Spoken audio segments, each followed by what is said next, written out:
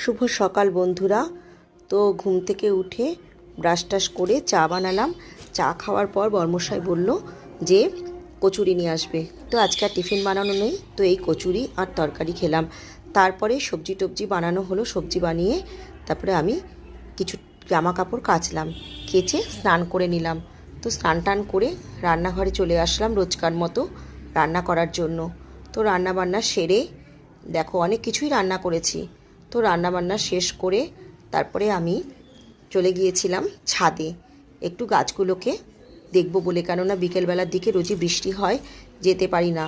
আর তারপরে জানো তো সব গাছের গোড়ায় জল জমে থাকে, গাছগুলো সব প্রায় নষ্ট হয়ে গেছে। এই দেখো ছাদে আমার 8টা বদ্রি পাখি রয়েছে, তো ওদেরকেও একটু দেখতে হয়, ওদেরকেও একটু দেখে আসলাম।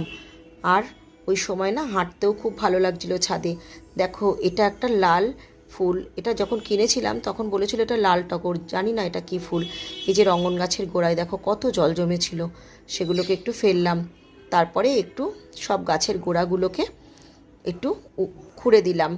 দেখো কত কত গাছ, অনেক গাছ ছিল, কিন্তু জানো তো বন্ধুরা, এত বৃষ্টিতে না আমার অনেক গাছ নষ্ট হয়ে গেল। গোলাপ গাছগুলো তো সবই প্রায় নষ্ট হয়ে গেছে। দেখো দেখতে পাচ্ছ সব গাছগুলো কেমন যেন হয়ে গেছে।